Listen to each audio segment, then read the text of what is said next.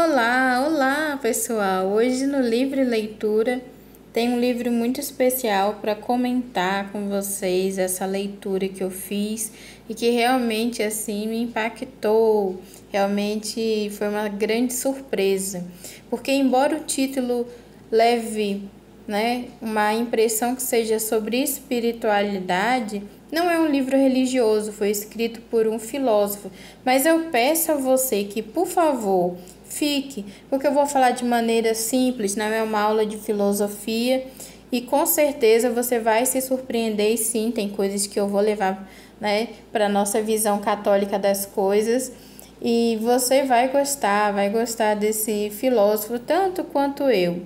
E se você quiser fazer essa leitura também, é só você baixar o aplicativo Esquilo. Foi lá que eu conheci esse autor, Sêneca, esse livro e várias outras obras que ele escreveu e lá está disponível. E conhecendo um pouco sobre o filósofo Sêneca, o nome completo dele é Lúcio Anneo Sêneca. Ele nasceu num vilarejo chamado Córdoba, lá na Itália, no ano 4, final do ano 4, antes de Cristo, e morreu 19 de abril do ano 65 também antes de Cristo. Ele, além da Itália, ali em Córdoba, onde ele nasceu, ele morou em Alexandria, no Egito, na Roma. Seus trabalhos foram como filósofo, professor, conselheiro do imperador, orador, escritor e negociador. Justamente por ele ser um filósofo, um pensador, inteligente e, no caso dele, uma pessoa honesta e íntegra, acontece que ele passou por maus bocados, porque ele aconselhava coisas boas, a ser justo e honesto, e tinham outros conselheiros do imperador que gostava e dava ideias ruins, má, perversa, e ele acabou sendo Sêneca, acabou sendo perseguido, acabou tendo que ficar num refúgio, depois voltou, então assim, não foi fácil a vida dele. E eu tô fazendo questão de contar essa parte da biografia dele, da história da vida dele, pelo simples fato que quando a gente for, lá no final do vídeo, analisar algumas frases, alguns pensamentos dele que tem nesse livro, vocês vão perceber que ele prega o que ele vive, e por conta disso se deu mal, Mas é importante a gente entender, porque um verdadeiro filósofo, pensador, ele não pode falar uma coisa e fazer outra. E o nosso filósofo Sêneca, ele é uma pessoa íntegra e a gente vai ver isso na sua filosofia. Sem mais enrolação, agora eu vou falar diretamente sobre o livro que se chama Sobre Tranquilidade da Alma. Primeiro, o livro trata-se de uma carta que Sêneca escreve a seu amigo Sereno. O livro, sobre a tranquilidade da alma, de maneira geral, fala sobre as virtudes que os homens devem ter, porém, o livro ele é todo escrito de uma maneira muito prática, com exemplos do dia a dia. Então, qualquer um que lê esse livro entende. Eu acho que essa é uma das coisas que me fez gostar. Porque eu gosto de coisas, que faz a gente pensar, mas que a gente consiga entender, Então, vamos lá. Uma coisa que me chama a atenção é que os relatos sobre os atos insensatos dos homens são os mesmos de hoje. Então, assim, quando ele está chamando a atenção do amigo dele, Sereno, para não agir de maneiras erradas, ele vai descrevendo tanta coisa que é muito parecido com o tempo de hoje. Então ele fala assim, sobre trabalhar demais, comer demais, beber demais, a luxúria, a ostentação de bens, a ostentação de perfeição, que é a hipocrisia. Por outro lado, o filósofo dá uma solução aos problemas, sendo ele o equilíbrio, a sanidade mental e a esperança. Então, ao longo de vários capítulos, ele descreve muitas coisas erradas e, sinceramente, me bateu um desânimo muito grande, né, nessa primeira parte, porque eu pensei, poxa, ele está relatando coisas que foram feitas antes de Cristo. Então, olha quantos séculos se passaram, quantos anos se passaram, e o homem ainda continua a mesma coisa. Então, esses exemplos que eu falo, né, sobre comer demais, trabalhar demais, beber demais, a luxúria, ostentação, isso aí que é só assim a cereja do bolo. Ele vai descrevendo muitas outras coisas. E isso me deu até um desânimo. Quando eu tava lendo, eu falei pra amiga, falei pra uma amiga assim, nossa, eu tô lendo um livro que me deu um desânimo agora. Me deu uma tristeza. E quando eu falo desânimo, é uma tristeza, né? Eu olhei pra humanidade e falei, será que a gente não... Jesus já morreu e por que a gente não muda? E sabe, deu aquele bug na cabeça. Mas aí continua o livro, né? E ele traz essa solução, né? Ele propõe o equilíbrio nas nossas atitudes, né? Para a gente manter a sanidade mental, porque mesmo naquela época, quando ele vai descrevendo algumas situações, é muito parecida com a de hoje. É muito parecida com a de hoje. E também combater toda essa situação com esperança. De vez de fazer como eu fiz, né? De comecei a desanimar e falar, o homem não muda. Aí ele chama a atenção justamente quando vai chegando mais perto do final do livro, ele vai falar, né, que a gente tem que combater esses males com esperança. E mediante uma situação caótica, a gente fala, bem, mas vai mudar, mas vai melhorar, né? Tipo assim, o homem não presta e acabou por aí, né? A gente, não, errou, mas a partir disso a gente vai ver uma solução, as coisas vão melhorar. E isso é muito, muito reconfortante, né? E quando ele vai fazendo isso, né? Foi a hora que eu dei uma clicada e pensei comigo, olha, se ele tivesse nascido na época de Jesus, ele seria um bom cristão. E aí chega a segunda parte que eu gostaria de meditar, né, de refletir nesse vídeo. Então, eu percebo, né, nas coisas que ele fala, claramente ele está dizendo que a gente deve combater todos esses males humanos com as virtudes teologais, que é fé, esperança e caridade. Óbvio que ele não escreve com essas palavras, mas nós católicos que conhecemos a doutrina da igreja, que conhecemos as virtudes teologais, que já lemos o que, né, o Papa Bento XVI escreveu sobre as virtudes teologais, escuta o que o Papa Francisco fala, enfim. Nós que estamos ouvindo aí o que os sacerdotes estão falando, a gente capta isso, né? Dentro do livro de Sêneca, a gente percebe vivo, né, as virtudes teologais. E é muito interessante que, não vou entrar nesse detalhe aqui, porque eu não teria capacidade, né, para descrever, porque entra mais numa questão teológica do que filosófica, mas ele, né, numa época que não existia o cristianismo, ele claramente deixa a entender que acredita em um só Deus, né, e também ele tem a certeza da vida eterna. Então, estamos falando de um filósofo de antes, séculos antes de Jesus vir à Terra, mas ele já tinha certeza da vida eterna e de um único Deus. Então, assim, pensa que leitura maravilhosa. Pensa que a gente termina uma leitura dessa realmente, né, com outra mentalidade, com certeza com a fé muito mais fortalecida e pensando, né, de maneira mais clara. Para finalizar o vídeo, eu peguei 4 frases, nós vamos refletir, né, vamos ler e refletir. Lógico que eu, na visão cristã católica, para vocês ouvirem a própria palavra dele, né? Porque vocês ouviram o que eu entendi, o que eu gostei. Então, vocês vão ver uma frase dele e depois eu vou comentar sobre isso, tá bom? E como que é atual. Devemos escolher para nossos amigos homens que estejam, tanto quanto possível, livres de grandes ambições, pois os vícios são contagiosos e passam de um homem para o seu próximo e ferem aqueles que os tocam. Sêneca. Bem, essa frase, né? Como é um filósofo que está falando, tudo bem, né? Mas se eu falar para vocês que tem coisas semelhantes que os santos falaram, né? Tem um livro que fala sobre a amizade, escrito por um santo que eu não lembro o nome, mas que foi Montfort que escreveu.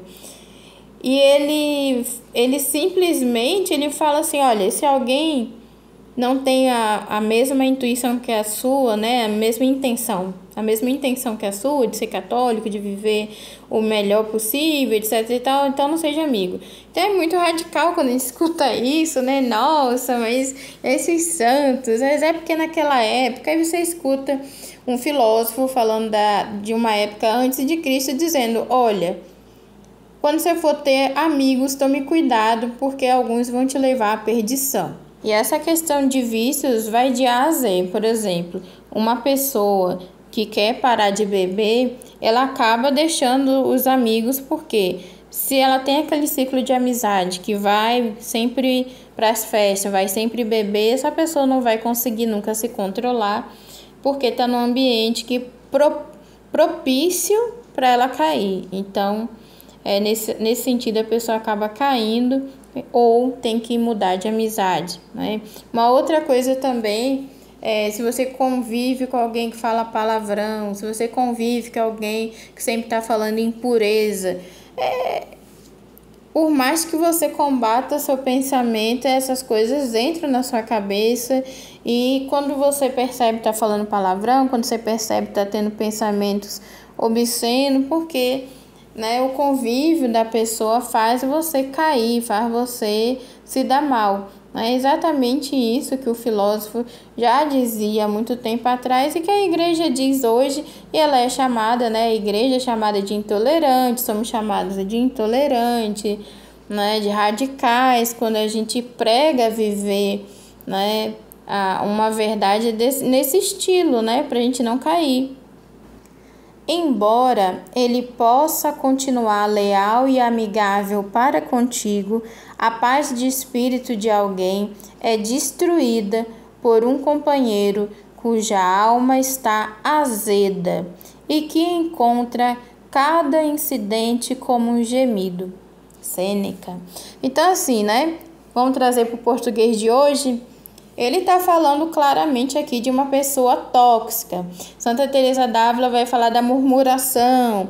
Então, assim, é uma pessoa negativa, uma pessoa tóxica, né? Que tá ali com você, te ajuda, mas sempre jogando para baixo, né? Sempre dizendo que nada vai dar certo, fofocando, reclamando. Então, uma pessoa dessa tira sua paz de espírito, que é uma pessoa tóxica, é uma pessoa negativa, é uma pessoa, né, que está ali literalmente fazendo mal, né? Então, uma pessoa dessa, sim, né, ela é capaz de destruir. Veja, ele usa a palavra destruir e fala que é uma alma azeda. É uma alma azeda. O filósofo pode falar, né? Quando a gente da igreja fala, não murmure, não reclame, nossa, mas a igreja é demais, quer mandar em tudo, é muito radicalismo. Você vê, isso aí é um filósofo. Ah, mas você já falou isso no outro. Sim, eu estou chamando a atenção justamente disso, porque tudo que a igreja fala é sempre atacado. Mas eu estou dando luz, dando destaque ao que um filósofo disse, né?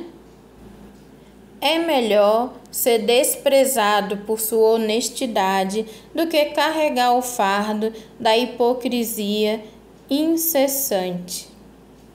Eu achei engraçado isso, né? É melhor ser desprezado. É exatamente o que a gente fala, né? Da cruz. A cruz para as pessoas é loucura, né? A verdade é uma só, é uma pessoa, não é um discurso.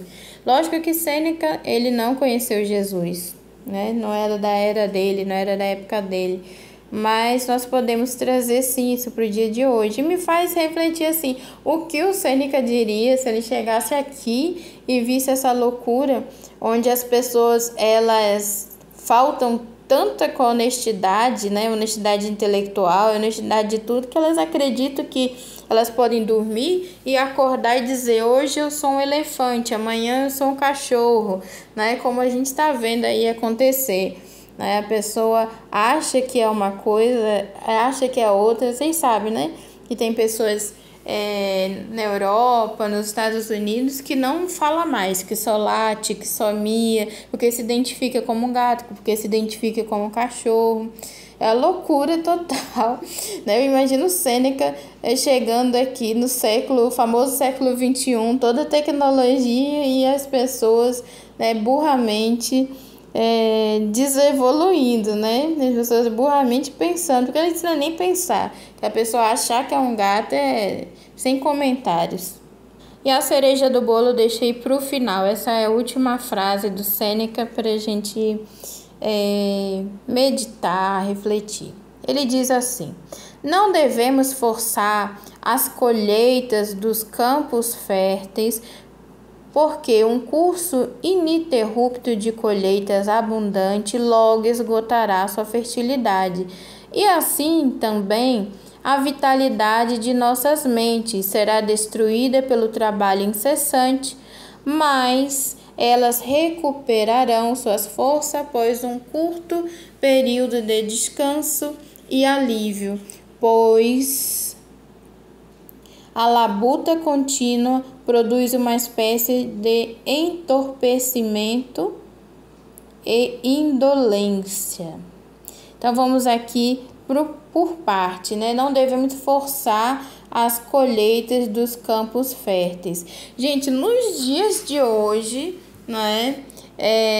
Tudo é uma produção, tudo a gente tem prazos para cumprir e a gente precisa, né, ter essa colheita forçada. Então a gente vê uma sociedade doente, cansada, né? A velocidade de tudo que acontece. Antigamente, uma pessoa levava 2 anos, 3 anos escrevendo um livro. Hoje, a editora cobra que saiam 3 livros, 4 livros num ano. E olhe lá, né? Fora todos os outros compromissos. Então, assim, é só uma ideia, né? Só uma ideia, assim, nos nossos trabalhos, nas nossas vidas, a gente já vê essa colheita de campo fértil, né, no nosso dia a dia, no trabalho, no estudo, né? Antigamente não existia faculdade, então não tinha esse inferno de você vai fazer 4 anos, com 4 anos você estudar tanta coisa. Não, você vai produzir conhecimento, tal. Quando você realmente estiver apto, aí sim, né? Não tinha essas loucuras que você hoje faz uma faculdade, que já é uma coisa, né, que entorpece a alma, e aí depois você ainda tem que fazer uma prova para provar que aquelas provas todinhas que você fez durante 4, 5 anos tá bom, né? Que realmente você é capaz. Então, assim, essa loucura que a gente vive nos tempos de hoje, que de fato, né, ceifam as colheitas. E aí ele vai continuando falando, né, da nossa mente, que é justamente isso que eu falei, e no final ele diz, né, elas recuperarão suas forças após um curto período de descanso e alívio, pois a labuta contínua produz uma espécie de entorpecimento. Então a pessoa ali fica numa espécie de uma anestesia, vamos trazer assim para o português, anestesia. E ele fala, né, da palavra, fala que a pessoa vai ficar ali no entorpecimento e indolência. Indolência é falta de disposição física ou moral, morosidade, ou seja, lentidão, ócio, preguiça, ausência de dor. Então a pessoa fica ali, né, numa anestesia geral, e isso gera esse fruto, essa lentidão na pessoa. E é interessante que ele tem outro livro falando do ócio, né, que é justamente sobre esse estado que a pessoa fica, né, de lentidão, de precisar de descanso. E aí depois eu vou trazer num outro vídeo, né, quando eu terminar de ler o livro, mas basicamente ele faz aquela, né, ele começa o livro questionando aquilo que nós nos questionamos no nosso dia a dia. Será que isso é cansaço? É sobrecargo, né? Estamos sobrecarregados ou isso é preguiça? Que é diferente, né? É diferente. Será que é assim, né? A gente fala assim, entre aspas, né? É pecado a gente descansar um pouco. É distrair a mente. Então, ele vai trazer muito bem isso e no outro vídeo eu vou falar. Então, isso aí é totalmente o que a gente vive hoje. A gente vive anestesiado, vive cansado, né, com uma produção, né, de fertilidade de pensamento, de trabalho muito abaixo da média. A grande maioria de nós estamos no piloto automático, assim por dizer, né? E é justamente isso que ele critica, né? Na tranquilidade da alma, ele questiona, a gente precisa ter o quê? O equilíbrio das coisas. Se a gente trabalha demais, a gente não tem todas as outras áreas da vida, assim como quem só vive das festas, do oba-oba, vive ali numa anestesia moral, né? Só quer saber do prazer e por qualquer coisa se desfaz. Ele fala isso. Aí é muito do tempo de hoje, muito do que a gente está vivendo hoje. Então é um livro que eu super recomendo. Amei, dá para perceber, né? Só por esse vídeo já está aí, passando dos 20 minutos, já deu para perceber que eu gostei muito dessa leitura e do filósofo Sêneca. Então é isso, pessoal. Até a próxima. Tchau!